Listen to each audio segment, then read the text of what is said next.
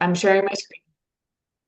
So, what we're going to cover in the next 50 minutes is recording a service request, and I'll have you follow along and actually practice that. And anything you enter on your practice one, if you want to go back later and change it, delete it, whatever, you can do that, so don't worry too much about screwing it up. The only thing that you might not want to do is actually send volunteer invitations. I'll show you how to do that. But if you're not ready to actually send a volunteer invitation, then don't actually click that button. Just watch how I do it. All right. But so we'll do recording a service request, confirming a volunteer, closing out the request, like marking it complete and entering hours and mileage and things like that. Registering someone for an event, which is a little bit different from other kinds of service requests. And then if time allows, we'll do a little bit on entering a new participant as well. And then viewing and monitoring services. Jen, you have a question? Yeah, the community nurse at Southeast Seniors, Andrew, said he registered late, and didn't get a link. Would you guys be all right if I just sent him the link that I got from you so he could Yeah, join? 100%. Yep. Okay, thank you. Yep. Yeah. And if you want to kind of troubleshoot that with Asia in chat, if there's any more issues with that, maybe take it there too. Yeah, So I've been sending them out kind of as people register, so yeah. great. Okay. So let's go over to my um, oh wait, I'm trying to get to the right place here. This is where I want to be first. So I think most of you have already been using the data bank here, and you've been logging in to the main database, and maybe you've been entering. Let me look at. I've got a record here, and maybe you've been going in here and entering services this way. Some of you have not done this at all, and this might be like, oh, never seen this before, brand new. But what I'm going to show you today is how to enter services in the portal. And so that looks like this. And Asia sent you the login for that. I'm hoping you're all logged in by now for that, if you can, unless we're already aware that you're having trouble with that.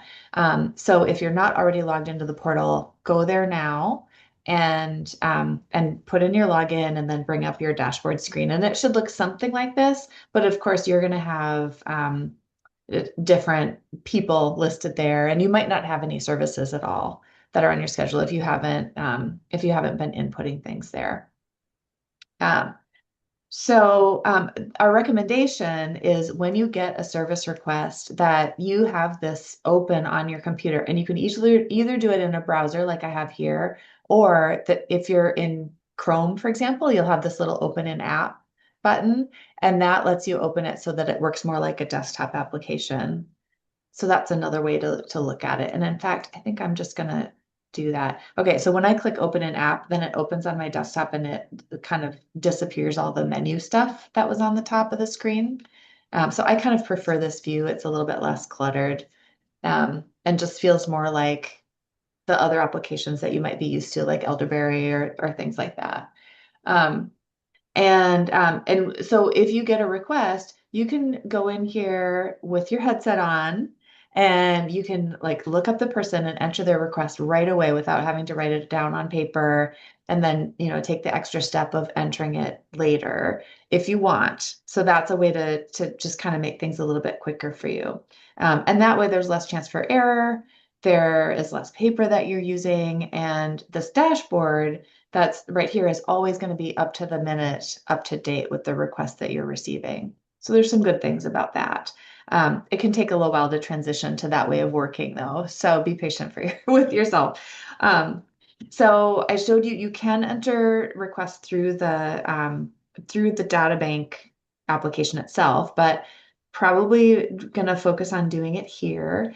And there are actually two ways in the portal to get to a service request. I'll show you the first way, which is this little shortcut right here, is a new service request. Now I'll click that button, and then it asks me to search for the name of the participant that it's for and continue on. Now I'm going to just exit out of that real quickly and show you.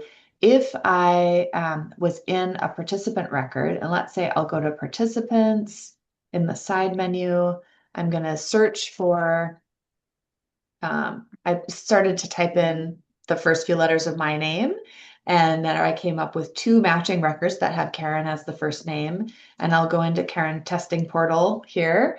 And then you can also do new service right there for this person. So there's kind of two different ways to get to it by looking up the person by name, and looking at their record first and then going to service, or from the dashboard, just click new service. So here I'm going to try again. I'll just type Kare, and then it comes up with some matches. I'll pick that person, click next, and now I'm going to enter the details about the service. So if you're following along, you can just take a pause for a minute, and go to new service in your portal, put in the first few letters of the name of the participant, and then get to this screen, and then you can start entering the details. So I'm just gonna just give you a second to catch up to that if you're following along. One note on that, when you're doing that little search and you start entering a name, it's going to look for the exact first few letters of the name that you're typing. So it's not going to look for lookalikes. If you're typing it, if you're looking for somebody named um, Bill, but they're in your system as William, and you start typing in Bill, it's not going to find William. So it does have to be kind of an exact match there. It's not a real fuzzy kind of search. So just so you know that it's it has to be a little bit precise to be able to find the people, but you can search by first name or last name that way. All right, so I'm going to assume that you're starting to catch up with this and just go through some of the key details on this first page for the request. The first one is the service date, which is something you can either type in or you can just pick. Like, let's say this is a service request for next Friday. I picked using the calendar. The category for this one, I'm going to say is this is going to be friendly outreach, and it's going to be a call. And the service location in this case is going to be, I'm going to say it's phone or virtual. There are a few different choices here, and you can decide how you want to use this internally and kind of make your own rules for, like, when do you use home, when do you use community, when do you use office. But that just kind of refers to, like, where is the service happening. So this one's going to be phone or virtual. And if it was a service that's being provided under Title III funding, then I might check one of these boxes to indicate that as well. That'll help me later when I need to report on that and, pull all the things that were Title III-B funded, whatever. I'm not going to do that right now. Also, if you have special access funding, then this is a way to check that so that it gets pulled into those reports too. And then the description is something that gets shared with the volunteer and the participant if you use the automated emails that are part of the system here. So I would want to make sure that I'm, typing something that I'm comfortable with everybody seeing who's involved in this match, and maybe some helpful instructions about that. So so I'm just going to put some, like, placeholder text in there, but if this was like a chore and you had instructions about their dog or which door to go to or things like that, like, that's something you might type in this description. Or if it's a meal delivery, then it might have some specific instructions about, like, what's going to get picked up and delivered and so forth. This also could be a place where you jot in a note for the volunteer that the person is hard of hearing. And so, that's good information for them when they're knocking on the door. Like, did they hear? They'll know to speak up when they're interacting with the person, that kind of thing. Of course, not in a phone call, but like other kinds of services. And then you can also fill in a few other details here. The number of people, that's usually going to be one, but there might be some cases where you have a crew of volunteers that's doing something together. The hours spent, and this is an estimate at this point, or you can leave it blank. Often people will go back after the service is complete, and then, the volunteer will report back how much time they actually spent. Units is something that you define that's flexible, and there might be specific guidelines tied to your funding. So, for example, with Title III funding, a round trip ride is actually 2 units. If it's like from home to the doctor and then back home, that's 2 units, right? So you'll just need to make sure that when the people who are doing this data entry and your organization, all have the same guidelines for how you use units in your organization. That's not something that is totally standard across all different Living at Home Network organizations, although it is standard for some kinds of funding. And this is going to be, units is usually a decimal number. So like I could put 1.5, and you can use the arrows to add whole numbers if you want. So that's just another way to enter the information. Um, and finally, the mileage is something that you'd probably leave blank for now, because you are you don't know how much the mileage is yet. And actually in this case, it's not any. So none of the items on here are required other than the date. And I think the category and type are required, and that's it. Everything else is optional for you to fill in. So I'm going to save this, and it'll go to the next step. And I'll just pause for a minute and see if any of you are having trouble, if you want a little bit more time to try this for your own service. Let me know if you have questions. And I do see a note from Gloria. I'm not finding service request. So Gloria, are you logged into the portal right now the way I am and seeing that the dashboard screen?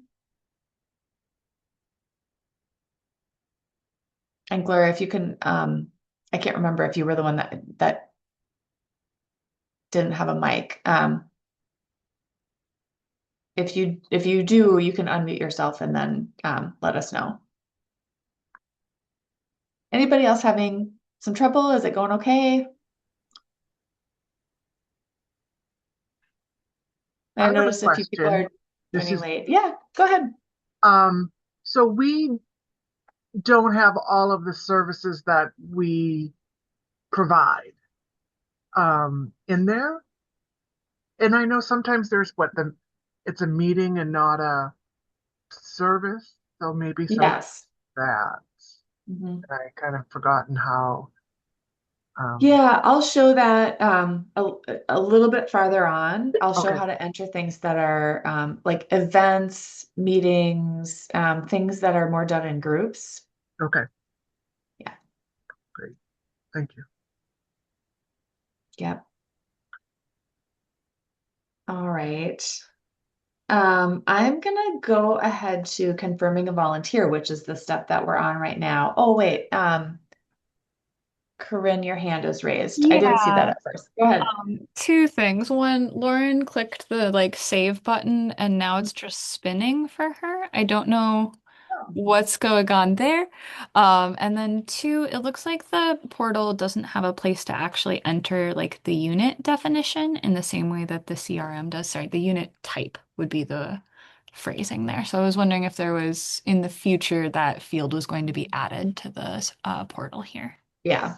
Oh, perfect. Yeah. Yeah, there are a couple things in the portal that are not editable yet, or like don't surface in certain places the way we want them to. So please keep, like, for all of you, as you are entering things and practicing with this, keep letting us know if you see something that seems to be missing. And we'll be working on that with the data bank. We're actually meeting with them on Monday to share a couple of things that are priority items that we want to get updated in here. Got it. Thank you. So, um, Asia, so Kelly is saying she has a test dashboard. Maybe you can help her just make sure she has the right login link. Yep, I can do that. Okay. Kelly, I'm just gonna open up a separate chat with you right now. Okay? All right. Okay, so now we're at the volunteer management stage. And so we've got this service entered here. It's the status is unassigned. And I can see 14 people who are in my data bank who are approved for friendly outreach. And and we'll cover that in a different webinar, but that's controlled by, some of the things that are entered in their volunteer record, whether they're qualified for that service or not. And of those 14 people, if I want to look at some of their details, like let's say, oh, maybe I want to assign this to Asia. Let me click this little down arrow, and then I can see like these are all the different services that she does. Her availability is unknown, so I can't really see what days and times that she is available. Um, I can put a little note in here that would only be visible to me or the other users in my organization, not to her or to the participant, saying like maybe I left a message for her on the phone to ask if she would be interested in this service, and I'm waiting to hear back from her, or that kind of thing can go in this volunteer note. Um, and let me look at another person here. So here's Chanel. It says that she is available on Monday, Wednesday, and Friday. We don't have times for her, but we know the service is on a Friday. She's available on Fridays. Maybe I'll send her an invitation for this. So I am going to just click this little send invitation. Don't do this, but I'm going to click this send invitation button. And then it'll confirm, do I want to email her about this? Yes. And then it'll send an email to Chanel, and it will have the details about the volunteer opportunity, but it won't have the participant's name or address at that point. Or does it just say, Asia, I think it just says the first name or something. It doesn't share a lot of detail about the individual, but it does say somebody is looking for a friendly phone call on Friday, and would you be willing to do this? And there's a button right in their email where they can say yes or no, whether they're available to do that and interested or not. And you might actually send this invitation to, move down here, might send it to a few different people, especially if it's something urgent. You can send it to more than one person. And then as they start replying, then you can pick, okay, well, let's say Chanel said yes, she can do it. I'm going to assign this to her. And you could come back in later and look her up and do that too. So I'll click the assign button, and then it will add her here. Instead of saying unassigned, it adds her as the volunteer. It sends her a notification, and it also sends the recipient or the participant an email message saying, Chanel, our volunteer, has been assigned to do this for you on this date at this time. Or if it's a ride, it'll have some of those details in there for them. So so that's how all the automated messages work. Now, you might not be ready to do that, or you might choose in some cases not to do those automated messages. And so in that case, like I said before, like you could just look at Asia's information here and say, I'm just gonna like send her an email privately outside of this automated stuff and wait for her to reply. And then, you can still manage things that way. I'm gonna just cross out of this request and see, like on my dashboard here, I can see I've got 2 unassigned requests here. This one for John Doe, if I open that up, then I can go to the invite tab, and I can do some invitations or assignments here. Let's say that I just called somebody, and Karen Test said that she would do this job, and I don't want to do this automatic assignment stuff. I'm just going to say, yes, she accepts the assignment, and then and it didn't actually update it yet, but um, it will it will assign that to the person that you choose, right? So, oh, that's because it's just that I marked that it said that person could. So, anyway, talking to myself now.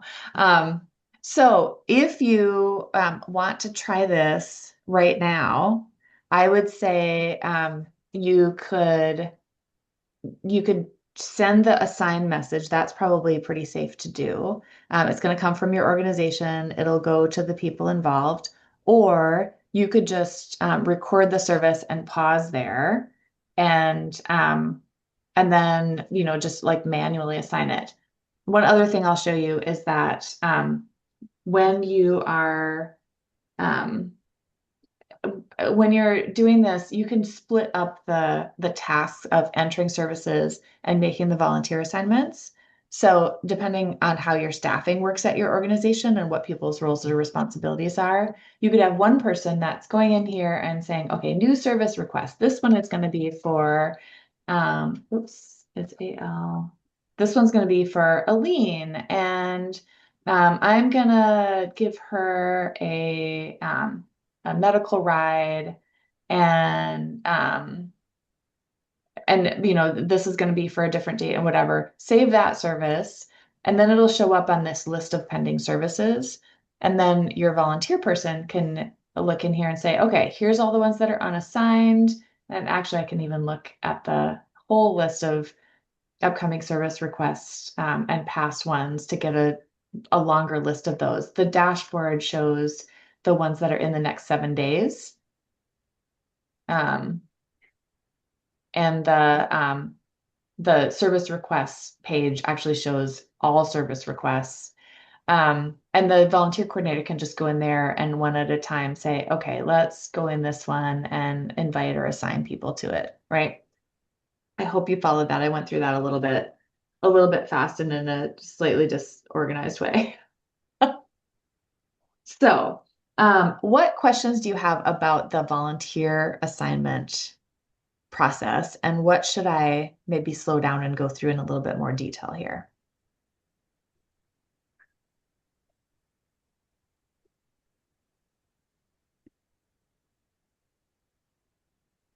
I was, Oh, go ahead. sorry. I miss where you go to get the list of people that you can assign to. Oh, yeah. So when you're in one of the services, like Uh-huh. after you enter it, so Mhm. this is the place that I would enter the service or edit the details of it. Sure. As soon as you click save or next, Uh-huh. then it automatically shows you the people that could be qualified for that. Oh, okay.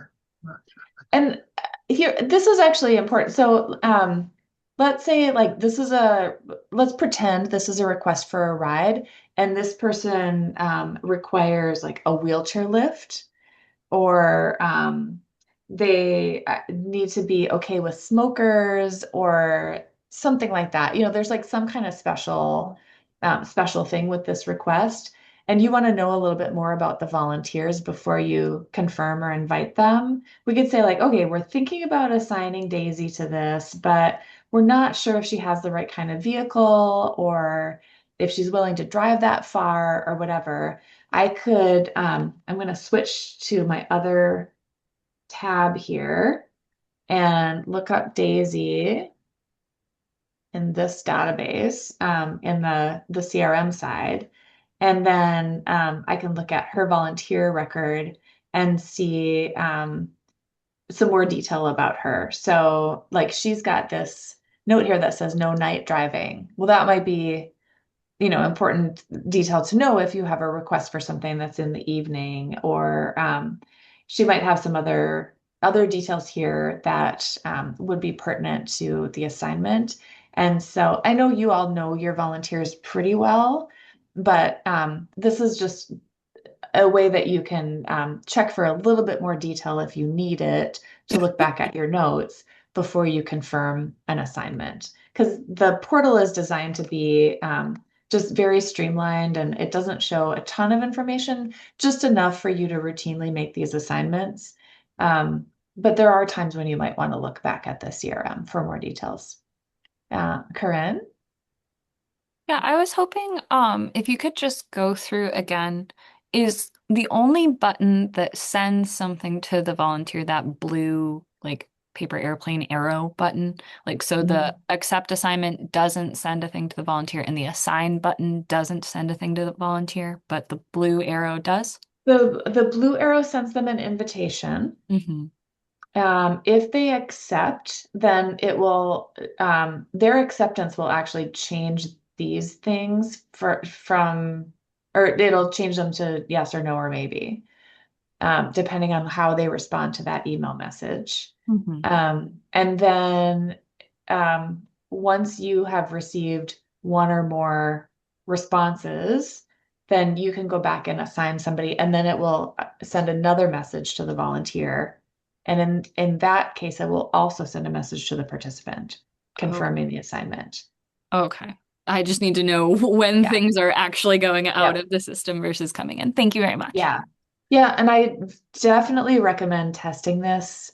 So like I've created some sample records for myself, as you can see.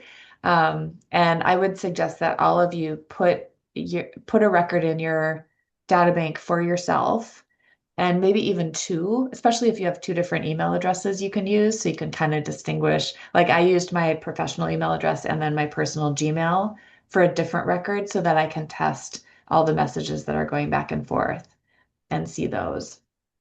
And there are some ways that you can adjust your like where those messages are coming from. So that's probably worth pointing out here in the data bank in the CRM under administration.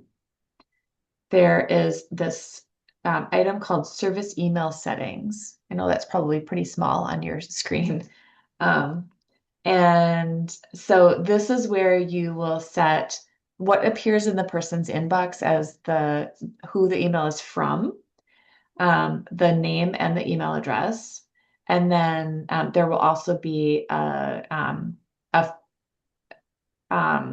a footer to the, or like a signature to the message that will have the name of the organization and the phone number of your organization. And so that's something that you should double check to make sure that it's up to date. All right, so I'm just gonna peek at my checklist here to make sure I'm covering the right things for you. Um, that one I did. Yeah, yeah, okay.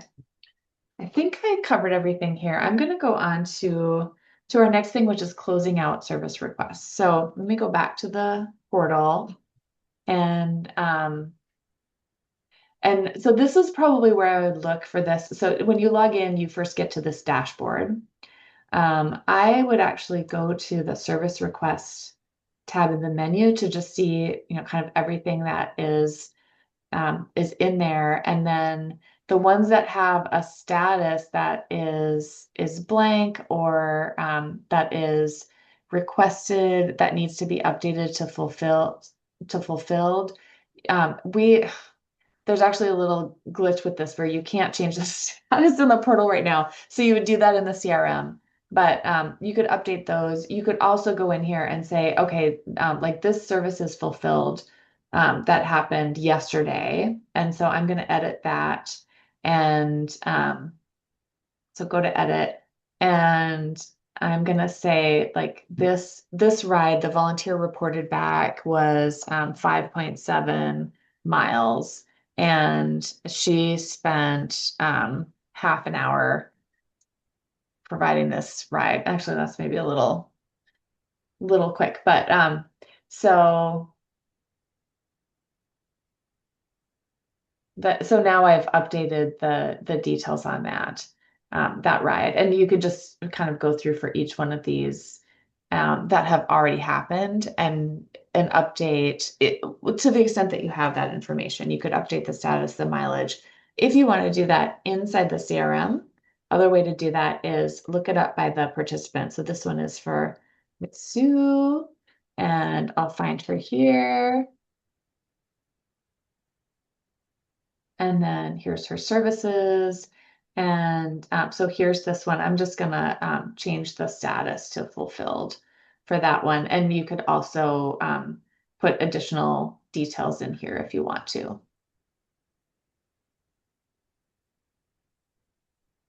All right, questions so far? I would suggest just having a process, you probably do already, where maybe like once a week you look at this list and just make sure that you're updating status on things, reaching out to volunteers on a weekly or monthly basis to get mileage reports, stuff like that. We're working on some reporting that will make it easier to get a list of volunteers that are missing reports and send that to them in a little bit more automated way too. Karen, Uh, yes. um, so looking at this list, Mhm. is there a way to like clean it up so that you're not always seeing all this? Like when they're done, will it go away? No, but we're working on some additional filters to that. What you can do is filter it by date. Mm-hmm. So there's date filters right here. You can also change the number of entries per page if you want, 10, 25, 50, or 100 entries per page. And if you're looking for a specific thing, there's actually a nice search here that will search by, like, let's look for Chanel only. Um, so this is showing things that this Chanel Pouty, who is both a participant and a volunteer in this case, things that she's involved in. Or let's say I just want to see chores. I can type in chore there and it'll filter. So there are some ways that you can do that. I'm not sure if it filters by status. Oh, it does. Okay, so that works too. It filters by the status Yeah, as that'd be well. good. Yeah. My Um, other, when you were changing it in the CRM, will it change it mhm. here also? Like if you put Yes. this, yeah, okay. Yep, they stay in sync all the time. So you make a change in one place, it shows up in the other place as well. That's good. Yeah. Another thing you can do with this is on this page, you can sort by any of the columns by just clicking that column. So, like if I want to sort and show all the unassigned ones at the top or at the bottom, um, then it'll do that. Or if I want to sort by service type, there's whatever you click, it'll sort by that column.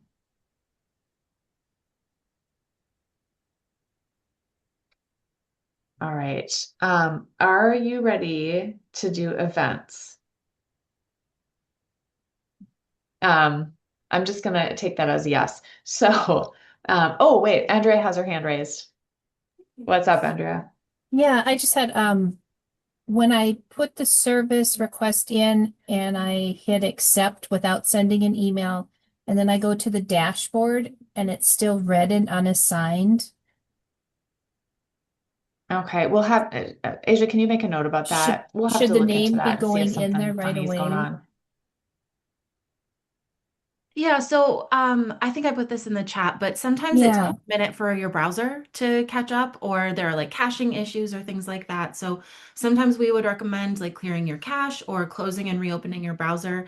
And that happens with a lot of websites. And Okay. Okay. yeah, so that would S- be my first suggestion to try. Yeah, So when I hit it yes and then done, that name the name should pop in there as a volunteer then on the dashboard. it should. Yeah. Okay. I All think right. so, Thank yeah. you. Thank Yeah. you.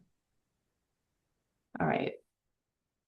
Um, yeah, that I want to just help me remember to investigate that and make sure that we get some really clear guidance on what happens if you want to assign the volunteer without sending the email message. Like what are the right steps to be able to do that and have it update the status. So, all right. So for events, there are there's a different way that we store those in the data bank. So services are in the CRM side, they're in the service tab, and this will list things like rides and chores and visits and that sort of thing, things that are more provided to people individually for the most part. The things that are group activities are usually meetings. And so, for example, here is the list of meetings that we have upcoming in this sample database. There's a caregiver support group, there's another peer support group, and then there's a game night that we've got coming up in January. And so if you're following along and you're trying to enter like a support group, or there was another one that was probably an activity. There was a grief support group and an exercise program. Um, those kinds of things first need to be set up as meetings if they're group activities before you can register individuals for them. Um, and then once you do, then you'll have some pretty nice reports here, actually, like this, that'll show all the people that were signed up, and you can mark their attendance here in the CRM if you want after the fact. That's actually kind of a cool thing. Like, let's say, we've had this caregiver support group already, and we're just going to mark everybody as fulfilled, which means they attended. And I can actually just like fill that down here. So I'm not going to save this, but that's kind of a fun way to mark attendance. And then you can say, oh, except this guy, he actually didn't show up. So that's some of the ways, very briefly, that you manage these kinds of activities in the CRM. But in the portal, if you have somebody that you want to register for a meeting, then let me just go back to my dashboard. So this is going to be a new meeting registration. And the participant, again, is going to be Karen Testing Portal.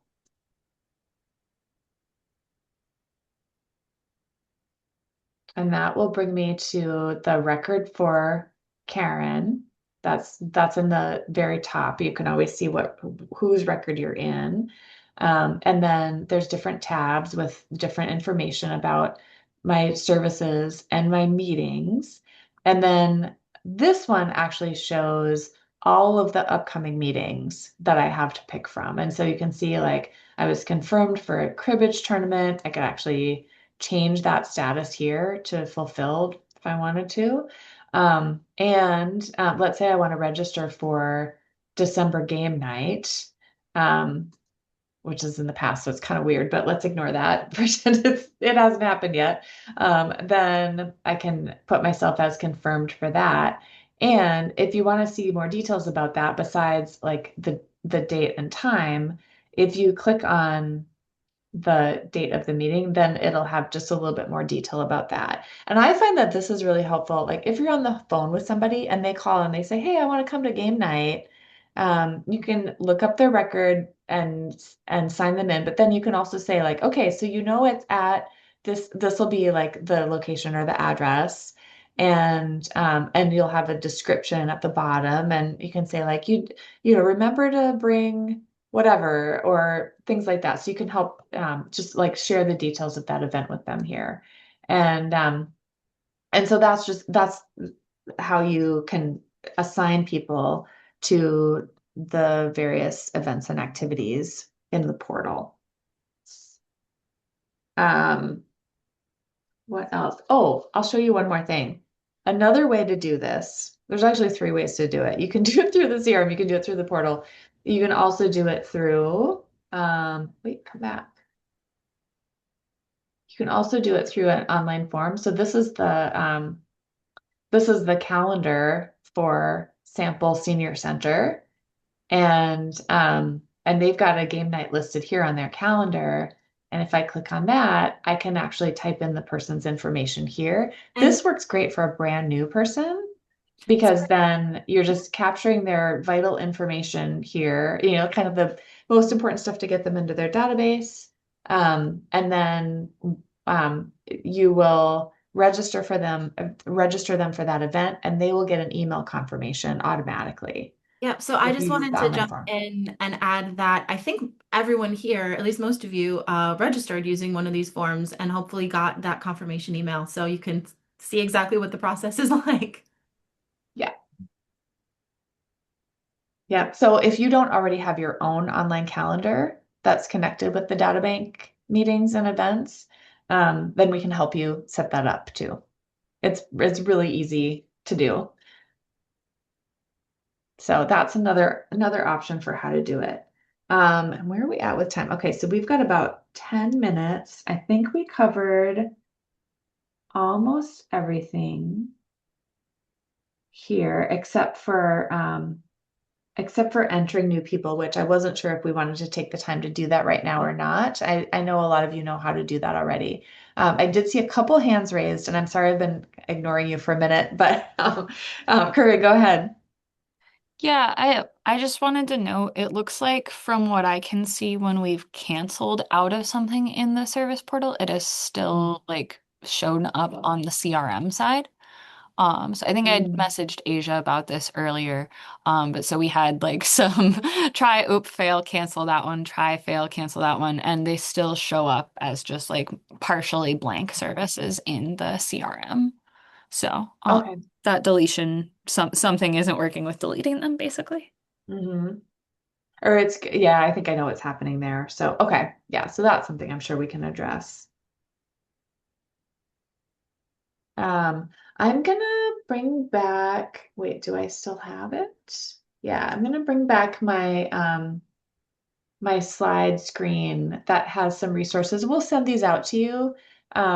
We've got a Databank user guide supplement that I know some of you have already been using.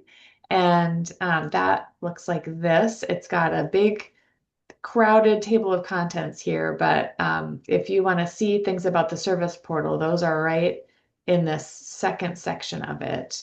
And so, for example, if you want to just jump to confirming volunteer, um, then it's got some pictures and instructions on how to do that. So that's reference for you.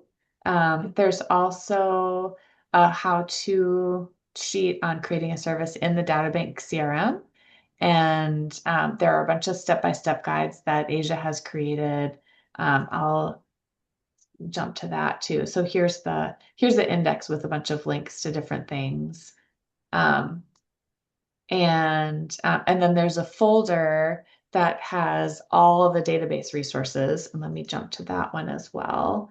This is a shared Google folder that you all have access to, and it's got a bunch of how-to guides and tip sheets and model forms and policies and all kinds of things for you that are sort of related to the data bank and data management in general. So I just wanted to leave you with those. And we've got about 9 minutes left to answer other questions that you might have. How did it go with everybody with practice entry? Were you able to successfully get some things in there, and did it seem easy enough? Did you get lost?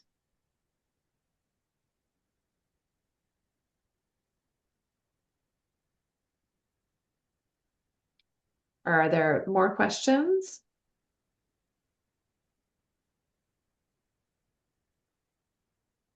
Not hearing any. Oh, Corey says success. Awesome. Good. Okay. And Corey, you want to set up the calendar. So yeah, we can provide you some one-on-one help with that if you want. I think Asia, is there a little resource on setting up the calendar too, or There did isn't you just yet, but okay. I will definitely work on that. And yeah, if Yeah. anybody needs help, feel free to just reach out and we'll get you sorted. Okay. I know the Databank's main user guide and support center have, or like not their support center, what is it called? Like their knowledge base have information on setting up the calendar. And so that's the first place that I would probably point you to, Corey. And always like for all of you that when you're in the, I need to get to the right tab here now. When you're in the Databank CRM, if you go into help, you know this, but there is a support center and there's also user guides there that are for all clients of the data bank. So it's going to be not just living at home network organizations, but everybody kind of shares that. So it doesn't cover all the things that are customized to you, but it does have a lot of useful stuff about just how to navigate around the system, how to send emails, how to set up a calendar, and use the event reports and stuff like that.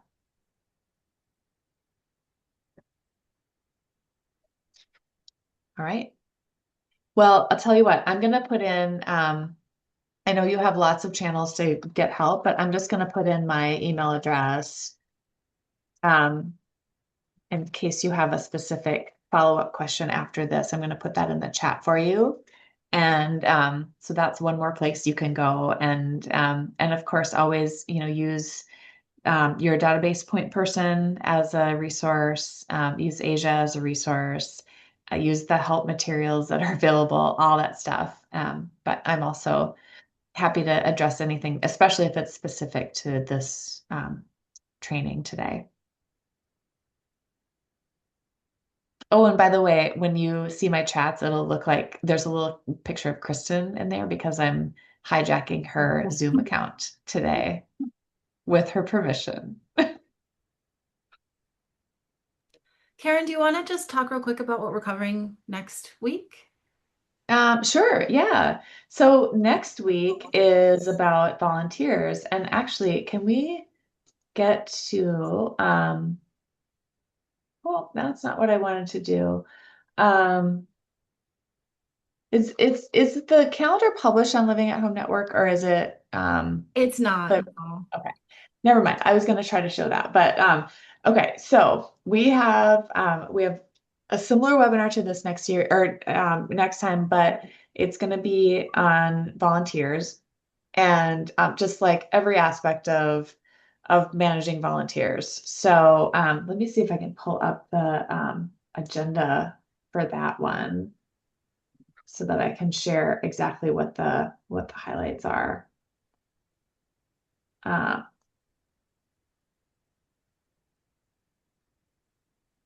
okay, so that will cover how to enter a new volunteer. It will cover some various aspects of volunteer stewardship. How do you manage those relationships, keep volunteers engaged, thank them, help them feel appreciated, make sure they get the ongoing training that they need, stuff like that. And how can the software support you in doing that? So we'll go through some practical examples of that, and it'll be another follow along thing where you'll do some of these tasks as you're learning. And then we'll do some reporting stuff there too, on like reports for volunteer coordinators. I'll point out some ways to use some of the existing reports and also build your own.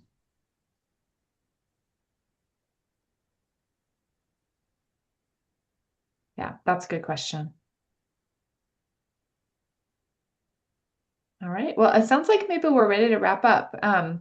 So here's what I know. I've actually done a lot of study in my career of adult learning theory and like learning design theory. Um, this is like admittedly maybe not my very best work ever, but I tried. I hope I hope that by giving you some ways to practice along the way that helped you to understand how this works and what needs to be done. But the other thing besides practice when you're trying to learn something is repetition.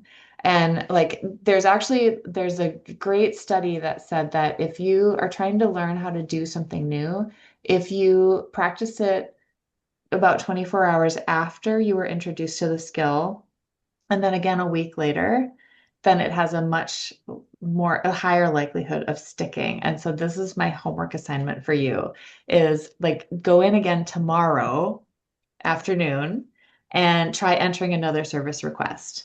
And maybe several, and then go in next week, Wednesday, and enter some more. And then you'll have it down and you'll have a chance to kind of like troubleshoot any issues with your data or with your system, but you'll also really be cementing how to do this in your brain so that a month from now, when you log in, you won't have forgotten how to do this.